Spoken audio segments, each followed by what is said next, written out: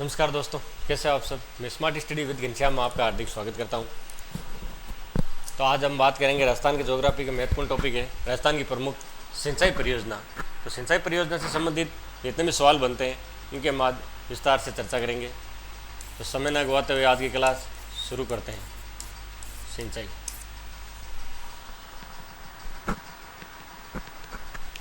देखिए, राजस्थान की जो सिंचाई परियोजना है वो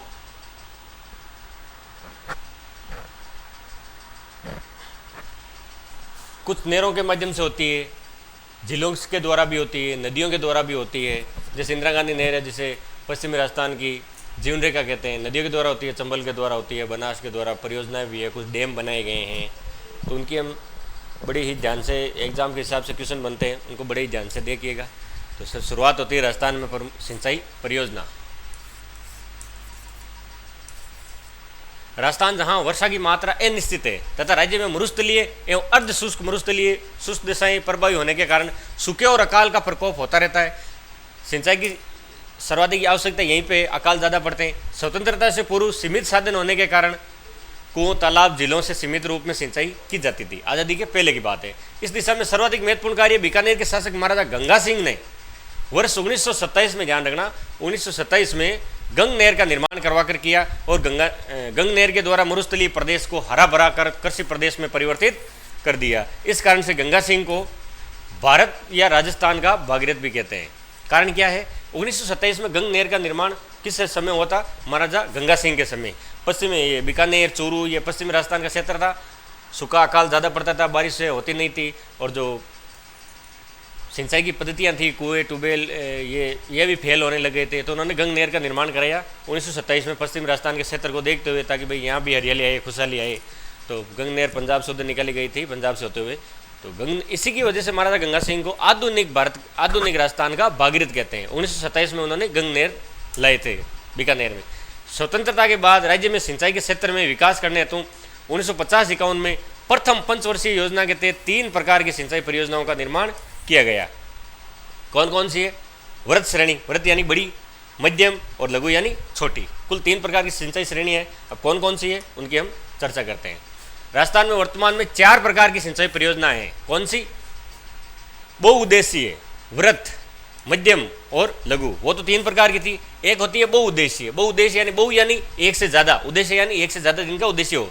एक से ज़्यादा से कोई पानी है तो हम पीने के लिए यूज में भी ले सकते हैं, सिंचाई के रूप में भी उपयोग ले सकते हैं, और विद्युत बनाने के रूप में भी उपयोग ले सकते हैं। तो शुरुआत करते हैं हम बहुउद्देशीय सिंचाई परियोजना की। राजस्थान की सिंचाई के प्रमुख साधन क्या है? कुल सतही जल का 1.16% जल ही उपलब्ध है। वर्षा की अनियमितता तथा अनिश्चितता के कारण राजस्थान कृषि सिंचाई पर निर्भर है। बारिश समय समय पर होती नहीं है। तो राज्य में सिंचित क्षेत्र के आधार पर न्यूनतम सिंचाई चूरू में होती है तथा अधिकतम सिंचाई श्री गंगानगर व हनुमानगढ़ में होती है। चाहे गंग नहर ले लो, ये नहरें गंगानगर हनुमानगढ़ से होती हुई आगे निकली गई है। जैसे इंदिरा गांधी नहर है, गंगानगर से जैसलमेर तक पहुंची गई है, मोहनगढ़ तक, गडरा रोड अब बाड़मेर तक पहुंचा दी गई है। उसके हम आगे बात करेंगे। राजस्थान में सिंचाई प्रमुख साधन कौन कौन से? कुएँ, नलकूप या ट्यूबवेल तथा नहरें और तालाब है। तो शुरुआत करते हैं कुएँ एवं नलकूप की। राज्य में सर्वाधिक सिंचाई कुओं एवं नलकूपों के द्वारा होती है। ध्यान रखना भाई, ये इंपॉर्टेंट है, पूछा भी गया। सर्वाधिक सिंचाई किसके माध्यम से होती है? तो कुएं और नलकूपों के माध्यम से। कुओं तथा नलकूपों में सर्वाधिक सिंचाई भरतपुर में, जयपुर, अलवर, उदयपुर व अजमेर जिलों में होती है।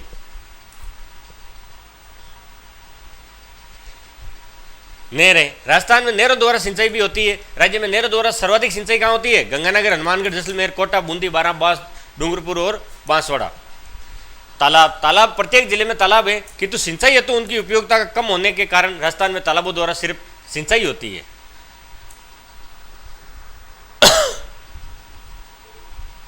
तालाबों द्वारा सर्वाधिक सिंचाई भीलवाड़ा में होती है भाई, ध्यान रखना।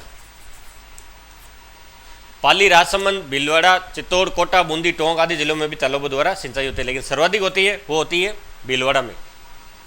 कुओं नलकूपों के द्वारा वो जयपुर में, और नहर की वजह से गंगानगर या हनुमानगढ़। अब है राजस्थान की बहुउद्देशीय सिंचाई परियोजनाएं। ऐसी परियोजना जिनका निर्माण एक से अधिक उद्देश्यों की प्राप्ति हेतु किया जाता है वो बहुउद्देशीय कहलाती है। जैसे पेयजल एवं सिंचाई, जल विद्युत उत्पादन, बाढ़ नियंत्रण, जैव विविधता संरक्षण तथा कृषि एवं पशुपालन विकास भी इसमें शामिल है। इन उद्देश्यों की प्राप्ति हेतु प्रमुख बहुउद्देशीय योजनाएं कौन कौन सी है? पहली है भाखड़ा नांगल परियोजना, दूसरी है चंबल परियोजना, तीसरी माई बजाज सागर परियोजना। इनमें आपको ऐसे भी पूछा जा सकता है निम्न में से कौन सी परियोजना बहुउद्देशीय सिंचाई परियोजना नहीं है, तो ध्यान रखना पहली है भाखड़ा नांगल, चंबल और माई बजाज सागर। भाखड़ा नांगल राजस्थान पंजाब की संयुक्त परियोजना है, चंबल राजस्थान मध्य प्रदेश की, माई बजाज सागर राजस्थान और गुजरात की। वो जितनी भी हम बात कर लेंगे। तो पहले शुरुआत करते हैं भाखड़ा नांगल परियोजना। ये राजस्थान की भारत की सबसे बड़ी बहुउद्देशीय नदी घाटी परियोजना है। पंडित जवाहरलाल नेहरू ने इसे आधुनिक भारत का मंदिर कहा है। किसे कहा है? भाखड़ा नांगल परियोजना को पंडित नेहरू ने कहा। पंजाब के होशियारपुर जिले में सतलज नदी पर स्थित है। ये राजस्थान, पंजाब और हरियाणा की संयुक्त परियोजना। ध्यान रखना 3 स्टेट है, राजस्थान, पंजाब और तीसरा हरियाणा। इन तीनों की सिमिलर परियोजना है ये, राजस्थान, पंजाब, हरियाणा। कौन सी? भाखड़ा नांगल, जिसमें राजस्थान की हिस्सेदारी 15.52% है। ये आंकड़ा भी इंपॉर्टेंट है, ध्यान रखना। भाखड़ा बांध के निर्माण का सर्वप्रथम विचार 1908 में पंजाब के गवर्नर लुइस डेन ने दिया था। मार्च 48 में परियोजना शुरू हुई तथा 17 नवंबर 1955 को तत्कालीन प्रधानमंत्री पंडित नेहरू की उपस्थिति में कंक्रीट के द्वारा भाखड़ा बांध का निर्माण प्रारंभ हुआ। इसके बांध के निर्माता कौन है? अमेरिकी बांध के निर्माता थे हार्वे स्लोकेन के निर्देशन में 1963 में जवाहरलाल नेहरू ने यह बांध राष्ट्र को समर्पित कर दिया था। भाखड़ा बांध भूकंपीय क्षेत्र में स्थित एशिया का सबसे ऊंचा कंक्रीट गुरुत्वीय बांध है, जिसकी ऊंचाई 740 फीट या 225 मीटर है। पंडित नेहरू ने भाखड़ा बांध को चमत्कारिक विराट वस्तु कहा है। ये जो इनके कमेंट हैं वो ध्यान में रखना, चमत्कारिक विराट वस्तु भाखड़ा बांध को कहा है। इस बांध की कुल जल विद्युत उत्पादन क्षमता 1493 मेगावाट है, जिसमें राजस्थान का हिस्सा है 15.52। याद रखना भाई। किनकी संयुक्त परियोजना है? राजस्थान, मध्य प्रदेश, राजस्थान, पंजाब और हरियाणा। दूसरी परियोजना है वो है इंदिरा गांधी नहर परियोजना, जिसे राजस्थान, पश्चिमी राजस्थान की जीवन रेखा भी कहते हैं। इंदिरा गांधी नहर राजस्थान की एक प्रमुख नहर है। इसका पहले नाम राजस्थान नहर था, किंतु 2 नवंबर 1984 को इसका नाम इंदिरा गांधी नहर कर दिया गया। कब परिवर्तन हुआ? 2 नवंबर 1984 को। इंदिरा गांधी नहर परियोजना से राजस्थान के शुष्क मरुस्थलीय क्षेत्र में सिंचाई हेतु जल के साथ पेयजल और औद्योगिक कार्यों के लिए भी पानी मिलने लगा। इस कारण इंदिरा गांधी नहर को राजस्थान की जीवन रेखा या मरु गंगा भी कहते हैं, ध्यान रखना। इंदिरा गांधी नहर निर्माण के सूत्रपात के पीछे वर्ष 1927 में गंग नहर का निर्माण भी है, किंतु इंदिरा गांधी नहर योजना का प्रारंभिक विचार तत्कालीन इंजीनियर थे श्री कंवर सेन को जाता है। उन्होंने 1948 में बीकानेर राज्य को पानी की आवश्यकता हेतु एक रिपोर्ट प्रस्तुत की। इंदिरा गांधी नहर परियोजना का मुख्यालय जयपुर में है। पूछा भी गया इंदिरा गांधी नहर परियोजना का मुख्यालय कहाँ है, हेडक्वार्टर, तो वो जयपुर में। 1952 में फिरोजपुर जो पंजाब में पड़ता है, वहाँ सतलज और व्यास नदी के संगम पर हरी के बैराज का निर्माण कर भारत सरकार द्वारा किया गया। उसके बाद राजस्थान के मरुस्थलीय प्रदेश को पानी प्रदान करने हेतु इस नहर का पानी राजस्थान के बीकानेर व जैसलमेर तक पहुंचाने की योजना आयोग द्वारा स्वीकार करने पर 31 मार्च 1958 को तत्कालीन केंद्रीय गृह मंत्री श्री गोविंद वल्लभ पंत ने इस योजना का शिलान्यास किया, मतलब नींव का पत्थर रख दिया था। उस समय गृह मंत्री कौन है? श्री गोविंद वल्लभ पंत। पानी पूछा भी गया इंदिरा गांधी नहर का पानी कहाँ से आता है? हरी के बैराज से। कौन सी नदियों पे बना हुआ है? सतलज और व्यास नदियों पे बना हुआ है हरी के बैराज।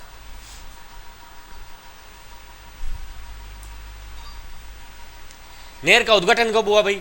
11 अक्टूबर 1961 को तत्कालीन उपराष्ट्रपति राधाकृष्णन ने किया और राजस्थान नहर के नाम से नहर निकाली गई, जिसे वर्तमान में इंदिरा गांधी नहर कहते हैं। अब इंदिरा गांधी नहर योजना का कुछ प्रारूप है। क्या है प्रारूप? इसको बड़ी ध्यान से समझना भाई। इंदिरा गांधी नहर से हर बार एक क्वेश्चन आता है, चाहे इनके नाम में ले लो, इसकी शाखाएं ले लो, इसके जो कैनाल है उनको ले लो, तो थोड़ा ध्यान से देखना। इस योजना के अंतर्गत नहर के 2 भाग हैं। प्रथम पहला भाग कौन सा है? जिसे राजस्थान फीडर कहते हैं, जिसकी लंबाई कितनी है? 204 किलोमीटर, जिसमें 169 किलोमीटर पंजाब, हरियाणा में 35 तथा राजस्थान में है।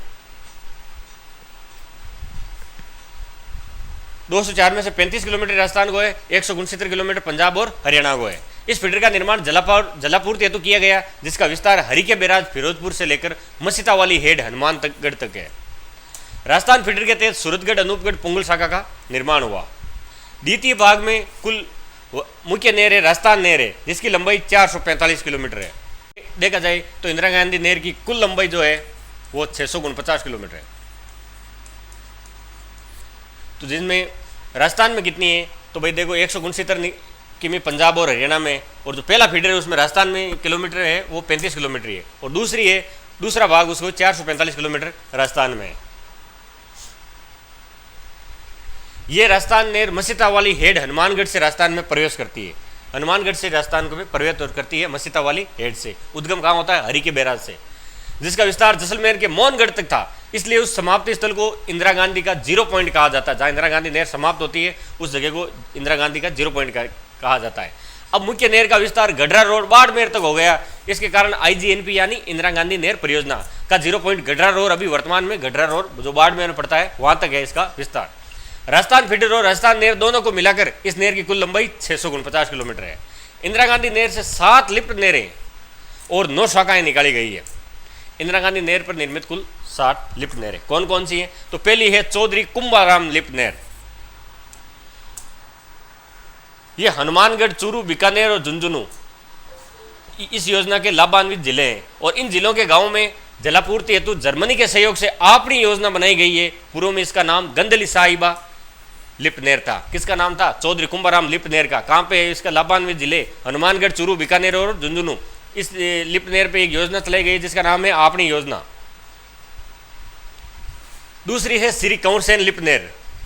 इसका पुराना नाम क्या था, लूणकरणसेन लिफ्ट नहर।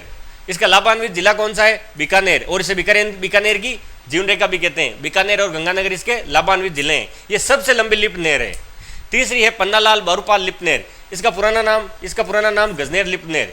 इसे लाभान्वित जिला कौन कौन सा है, बीकानेर और नागौर है। चौथी है वीर तेजाजी लिफ्ट नहर। ये सबसे छोटी लिफ्ट नहर है। सबसे बड़ी कौन सी है, कंवरसेन, सबसे छोटी वीर तेजाजी। इसे लाभान्वित जिला सिर्फ बीकानेर है। सिर्फ एक बीकानेर ऐसा है जो वीर तेजाजी लिफ्ट नहर का लाभान्वित जिला है, और इसका पूर्व में नाम क्या था, बांगड़सर लिफ्ट नहर। अगली है डॉक्टर करण सिंह लिफ्ट नहर। इसका पूर्व में नाम क्या था, इसका पूर्व में नाम था कोलायत लिफ्ट नहर। इसे लाभान्वित जिले, इसमें की लाभान्वित जिले है बीकानेर और जोधपुर। अगली है गुरु जम्बेश्वर लिफ्ट नहर। इससे लाभान्वित जिले बीकानेर, जैसलमेर तथा इसका पूर्व में नाम फलोदी लिफ्ट नहर था। अगली है जयनारायण व्यास लिफ्ट नहर। इसे लाभान्वित जिले जैसलमेर तथा जोधपुर, और इसका पुराना नाम पोखरण लिफ्ट नहर था। इस प्रकार इन लिफ्ट नहरों में लाभान्वित जिले कुल 8 है, जिनके जिलों की संख्या अभी वैसे तो जिले की संख्या बढ़ गई, जैसे फड़ौदी भी बढ़ गया है, बालोतरा भी बढ़ गया है, लेकिन आपको उनका याद नहीं रखना है।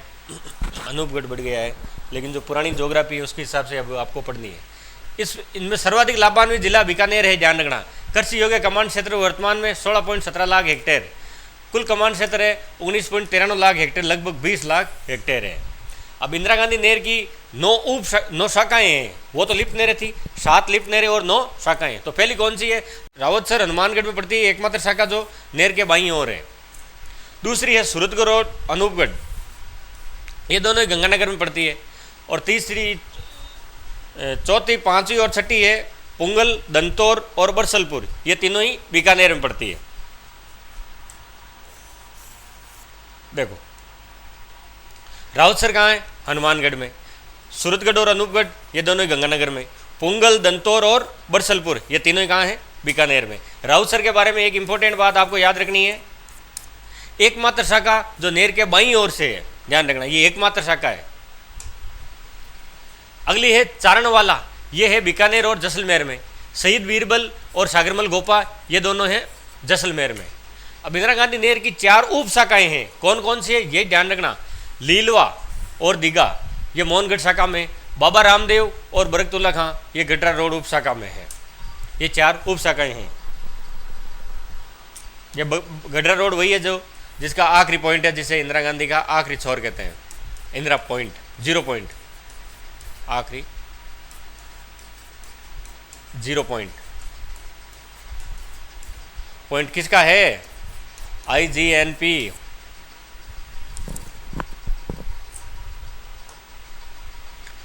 अगली है इंदिरा गांधी नहर परियोजना के लाभ। इसके लाभ क्या क्या है, एक तो सिंचित क्षेत्र में विस्तार है, ये RS मेंस के लिए भी है, और आप चाहो तो इसमें ऑप्शन देख के जो ऑब्जेक्टिव टाइप क्वेश्चन होते हैं उनमें भी सवाल पूछा जा सकता है। कृषि उत्पादन में वृद्धि होती है, भाई सिंचाई होगी तो उत्पादन में वृद्धि होगी। पेयजल एवं उद्योगों के जल की सुलभता, पश्चिम राजस्थान में जहाँ पानी खून सस्ता था लेकिन पानी महंगा था, तो वहाँ पे भी पानी की सुलभता हो गई।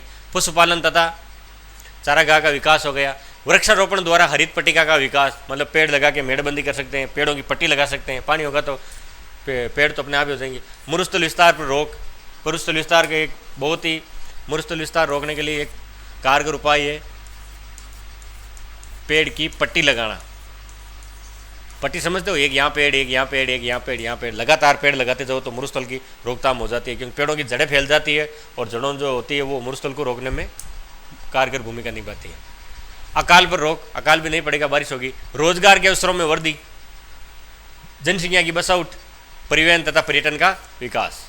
जनसंख्या की बसाउट, जहाँ पानी होगा वहीं तो रहते ही हैं लोग। जो पश्चिम राजस्थान क्षेत्र में इतना क्षेत्रफल है 61%, लेकिन आबादी है वो बड़ी मुश्किल से 40% है। कारण क्या है कि भाई वहाँ खेती नहीं होती। जब खेती नहीं होती तो ना तो इंसान रहेंगे ना पशु रहेंगे, तो रोज़गार के अवसर तो वैसे जगह छोड़नी पड़ती है, रोज़गार के अवसर की तलाश में इधर उधर जाना पड़ता है। अगर पानी की व्यवस्था हो जाए तो वहीं पे अपना गुजारा जीवन यापन करने लग जाएंगे, तो जनसंख्या की बसावट अपने आप ही हो जाएगी। अत्यधिक जल पलायन के कारण इंदिरा गांधी नहरी क्षेत्र में सेम की समस्या उग्र रूप ले रही है, जिसका उपचार पर्याप्त मात्रा में भूमि के जिप्सम का प्रयोग करना है। सेम की समस्या से पीड़ित सबसे कौन सी जगह है? बड़ोपल, हनुमानगढ़। और इसका निराकरण क्या है? जिप्सम का प्रयोग करना। जिप्सम जो खेतों में डालते हैं उसका उपयोग। 1998 में इंदिरा गांधी नहर परियोजना के द्वितीय चरण के अंतर्गत वनारोपण व चारागाह विकास कार्यक्रम जापान के आर्थिक सहयोग से चलाया जा रहा है। इंदिरा गांधी नहर परियोजना क्षेत्र में वर्षारोपण कार्यक्रम के लिए वन सेना का गठन भी किया गया है। अगली है चंबल परियोजना। यह भारत की एक बहुउद्देशीय परियोजना है जिसमें सिंचाई एवं विद्युत उत्पादन प्राथमिक उद्देश्य है। चंबल परियोजना राजस्थान के और मध्य प्रदेश की संयुक्त परियोजना है। देखो ध्यान रखना, राजस्थान और मध्य प्रदेश, ये बार बार यही सवाल रिपीट होते हैं, किन राज्यों की संयुक्त परियोजना है। इन दोनों की हिस्सेदारी 50-50 है। और उसमें बागड़ा नांगल में कितनी दी भाई? 15.52%।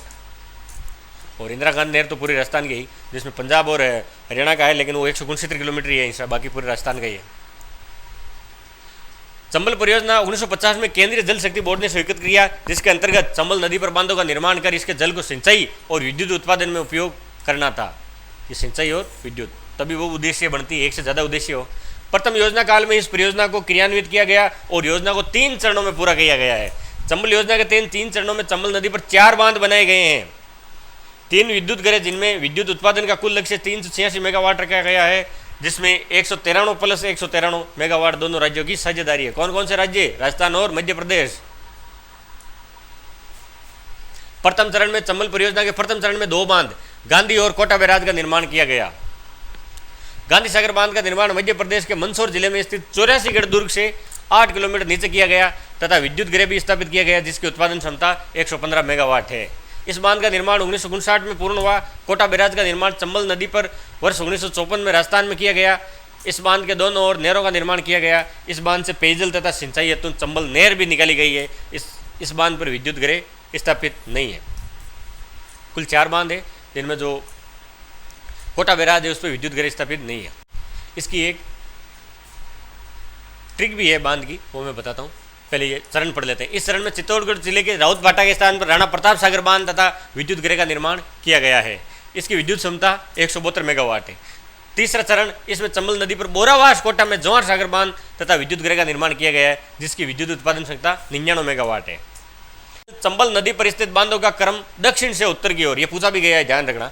पहला है गांधी सागर, दूसरा राणा प्रताप सागर, तीसरा जवाहर सागर, चौथा कोटा बैराज। कोटा बैराज चंबल नदी पर बना राजस्थान का प्रथम बांध कोटा बैराज है। अब इसको याद कैसे रखोगे? कौन कौन से बांध चंबल नदी पे? तो देखो ट्रिक क्या है। गांधी का राज, गांधी का राज, गांधी बैराज, कोटा बैराज, राणा प्रताप और जवाहर सागर, ये 4 है। लेकिन ध्यान रखना, गांधी बैराज ये राजस्थान में नहीं है, ठीक है। तो ट्रिक याद रखना, गांधी का राज। पूछ भी लेते हैं कौन से निम्न में से कौन सा बांध चंबल नदी पे नहीं है। अगली है माही बजाज सागर परियोजना। ये राजस्थान और गुजरात की संयुक्त परियोजना है। यह भी एक बहुउद्देशीय परियोजना है। इसका मुख्य उद्देश्य दक्षिणी राजस्थान के आदिवासी बहुल क्षेत्रों में माही नदी के जल का उपयोग पेयजल, सिंचाई व विद्युत उत्पादन में करना है। माही परियोजना में राजस्थान एवं गुजरात की संयुक्त परियोजना है। चंबल राजस्थान MP, बांगड़ा नांगल पंजाब हरियाणा राजस्थान, माही राजस्थान और गुजरात। माही परियोजना में राजस्थान एवं गुजरात की संयुक्त परियोजना है। जिसमें 45% राजस्थान का तथा गुजरात का 55% हिस्सा है। इस परियोजना में माई बजाज सागर बांध पर 140 मेगावाट उत्पादन क्षमता की विद्युत इकाई का निर्माण किया गया है। देखो ध्यान रखना, चंबल परियोजना है उसमें कितना है,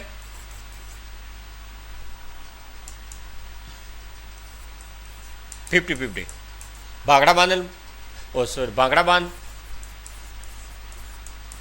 उसमें राजस्थान का हिस्सा कितना है, 15.52% है, और इसमें 45-55 है माई बजाज सागर में। ये कई बार पूछ लेते हैं हिस्सेदारी कितनी है।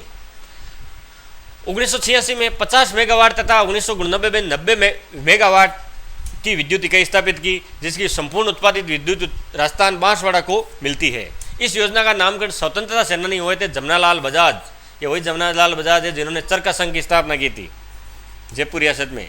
महात्मा गांधी जी के 5वें पुत्र भी कहते हैं इनको, जमनालाल बजाज, बहुत बड़े दानदाता थे। इस बांध से 84,707 हेक्टेयर क्षेत्र पर सिंचाई की जाएगी। माई बजाज सागर बांध का निर्माण माई नदी पर बांसवाड़ा के बोरखेड़ा स्थान पर किया गया है। ध्यान रखना, माई बजाज सागर बांसवाड़ा में, डूंगरपुर में नहीं है वो, लेकिन बेणेश्वर धाम है वो डूंगरपुर में है, कंफ्यूज मत होना। वहाँ त्रिवेणी संगम बनता है सोमवाई जगम का। ये राजस्थान का सबसे लंबा बांध है, 3109 मीटर है लंबाई इसकी, और 1992 में बनाया गया था। माई परियोजना के द्वितीय चरण में बांसवाड़ा में कागदी पिकअप बांध का निर्माण भी किया गया है। गुजरात में माई नदी पर कड़ाना बांध है। ये कड़ाना बांध ये माई नदी पर, लेकिन राजस्थान में नहीं, ये गुजरात में है। अगली है व्यास परियोजना। सतलज, रावी तथा व्यास नदियों के जल का उपयोग करने हेतु ये व्यास नदी पर बनी पंजाब, हरियाणा तथा राजस्थान की संयुक्त परियोजना है। एक भाखड़ा नांगल और व्यास परियोजना, ये दो ये जिनमें सेम स्टेट है, पंजाब, हरियाणा और राजस्थान। ये व्यास नदी पर बनी है। इस योजना के तहत व्यास नदी पर हिमाचल प्रदेश में 2 बांध बनाए गए हैं तथा दोनों बांध पर विद्युत ग्रेव भी स्थापित किए गए हैं। पहला कौन सा है, पडो बांध, यह डेहर बांध, ये हिमाचल प्रदेश में है। इस बांध से व्यास सतलज लिंक परियोजना हेतु लिंक लेयर निकाली गई है तथा 990 मेगावाट का विद्युत ग्रह स्थापित किया गया है, जिसका 20% हिस्सा राजस्थान को है। दूसरा है पोंग बांध, यह भी हिमाचल में ही है। यह रावी व्यास नदियों के पानी की सर्वाधिक इसी बांध से प्राप्त होता है, सर्वाधिक हिस्सा। इस बांध पर स्थापित 390 मेगावाट के विद्युत ग्रह से उत्पादित विद्युत का 59% हिस्सा राजस्थान को मिलता है भाई। पोंग बांध का मुख्य उद्देश्य सर्दी के ऋतु में इंदिरा गांधी नहर परियोजना में पानी की आवक बनाए रखना है। राजस्थान की वृहद श्रेणी सिंचाई परियोजनाएं, ऐसी सिंचाई परियोजना जिनका उपयोग कृषि योग्य कमांड क्षेत्र 10,000 हेक्टेयर से अधिक तथा जिनकी लागत 5 करोड़ से अधिक हो। पंचवर्षीय योजना 1951 में ये शुरू की गई थी। ये वृहद श्रेणी सिंचाई परियोजनाएं कहलाती है। वो थी बहुउद्देशीय, ये है वृहद, जैसे गंग नहर परियोजना, नर्मदा नहर परियोजना, राजीव गांधी सिद्धमुख नहर परियोजना तथा जाकम परियोजना। ये योजना का नाम ध्यान रखना कि कौन सी मध्यम है, कौन सी लघु है, कौन सी व्रत है, कौन सी बहुउद्देशीय है। बहुउद्देशीय 3 ही है, चंबल, भाखड़ा नांगल और माई। तो शुरुआत करते हैं गंग नहर परियोजना की। ये राजस्थान और भारत की पहली नहर सिंचाई परियोजना है भाई, ध्यान रखना। बीकानेर के महाराजा गंगा सिंह के प्रयासों से सतलज नदी का पानी राजस्थान में लाने हेतु बीकानेर तथा पंजाब राज्य के बीच सतलज नदी घाटी समझौता हुआ। गंग नहर का शिलान्यास 5 दिसंबर 1922 को हुआ था बीकानेर के महाराजा गंगा सिंह द्वारा। 26 अक्टूबर 1927 को गंग नहर का शुभारंभ किया गया। गंग नहर सतलज नदी से पंजाब के फिरोजपुर के हुसैनीवाला से निकाली गई है। ये राजस्थान के शिवपुरी हेड श्री गंगानगर तक है तथा राजस्थान के खक्का गांव से राजस्थान में प्रवेश करती है। पंजाब से लेकर शिवपुरी तक इसकी नहर है। ये इस नहर की कुल लंबाई है 129 किलोमीटर, जिसमें से 17 किलोमीटर राजस्थान में है तथा 112 किलोमीटर पंजाब में। राजस्थान में इसका हिस्सा कम है, सिर्फ गंगानगर को ही लाभान्वित होता है।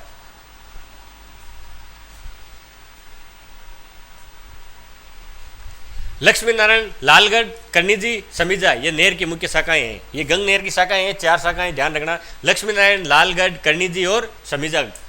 गंग नहर का कमांड क्षेत्र 3.8 लाख हेक्टेयर है तथा सर्वाधिक लाभान्वित जिला गंगानगर। गंग नहर में रिसाव की समस्या के निराकरण हेतु गंग नहर लिंक चैनल को हरियाणा के लोहगढ़ से निकाला है तथा गंगानगर के साधुवाली के निकट गंग नहर से जोड़ा गया है। अगली है राजीव गांधी सिद्धमुख नहर परियोजना। ये कौन सी नदी पे है? रावी व्यास समझौते के तहत इराडी कमीशन की सिफारिश पे, ध्यान नाम याद रखना, इराडी कमीशन की सिफारिश पर यूरोपियन आर्थिक समुदाय के वित्तीय सहयोग से 1999 को सब श्री राजीव गांधी के द्वारा सिद्धमुख नहर परियोजना का शिलान्यास किया गया। इस नहर का लोकार्पण 12 जुलाई 2002 को श्रीमती सोनिया गांधी के द्वारा किया गया। सिद्धमुख नहर परियोजना को वर्तमान में राजीव गांधी नहर परियोजना कहते हैं, ये इसका पुराना नाम है। इस परियोजना का कमांड क्षेत्र 1.11 लाख हेक्टेयर है। सिद्धमुख नहर परियोजना से लाभान्वित जिले हनुमानगढ़ की नौर की भादरा तहसील तथा चूरू की राजगढ़ तहसील। अगली है नर्मदा परियोजना। ये गुजरात, राजस्थान, महाराष्ट्र और मध्य प्रदेश की संयुक्त परियोजना है। इंपॉर्टेंट लगा लो इसमें,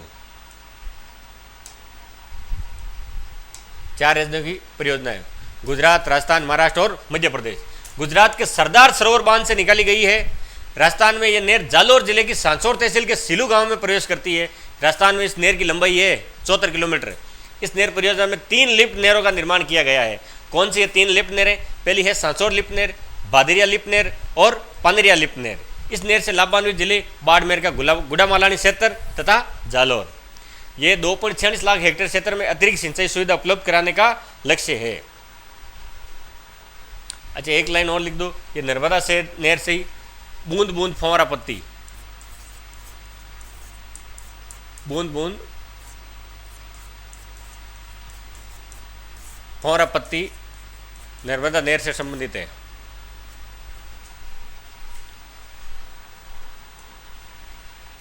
दूसरी है बिशलपुर नहर परियोजना। ये बनास नदी पे है, टोंक में है। टोंक जिले के टोडा राय सिंह कस्बे में बनास नदी पर बनाया गया बिशलपुर बांध। कमांड क्षेत्र 81,800 हेक्टेयर है। बिशलपुर बांध का निर्माण कंक्रीट से हुआ है तथा इससे लाभान्वित जिले कौन कौन से?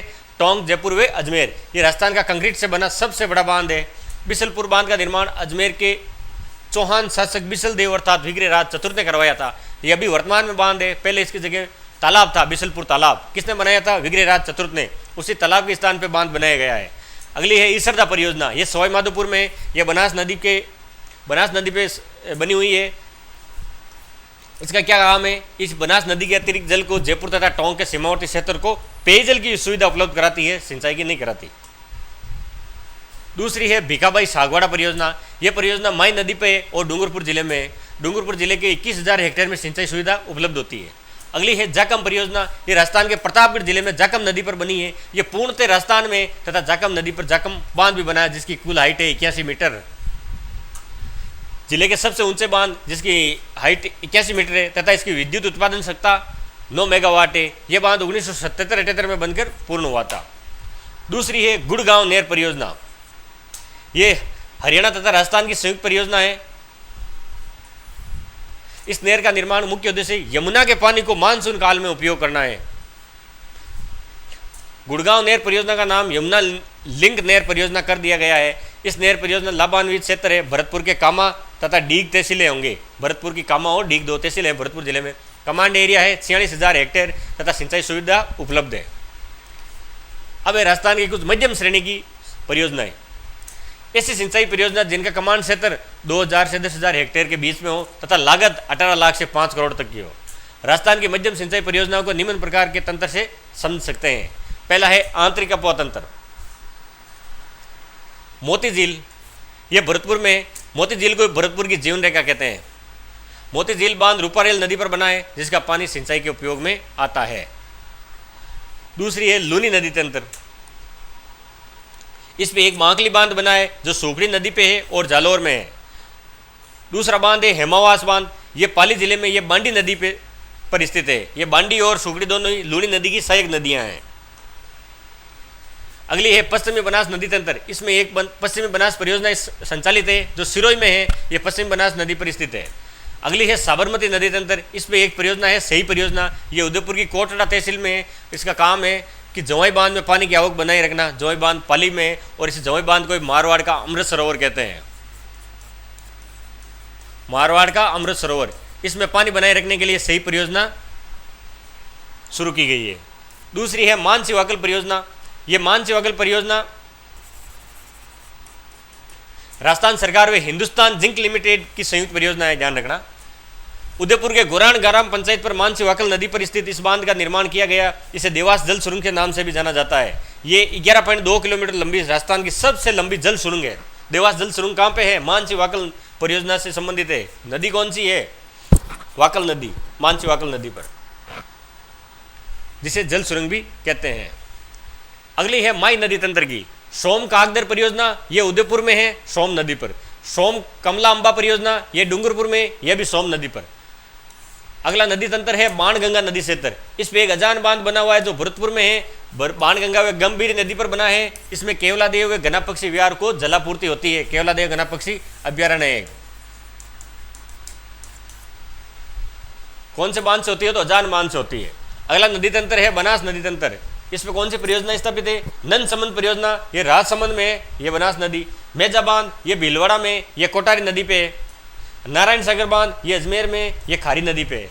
अडवान बांध ये भीलवाड़ा में, मानसी नदी पे। मोरेल बांध ये सवाई माधोपुर में और मोरेल नदी पे है।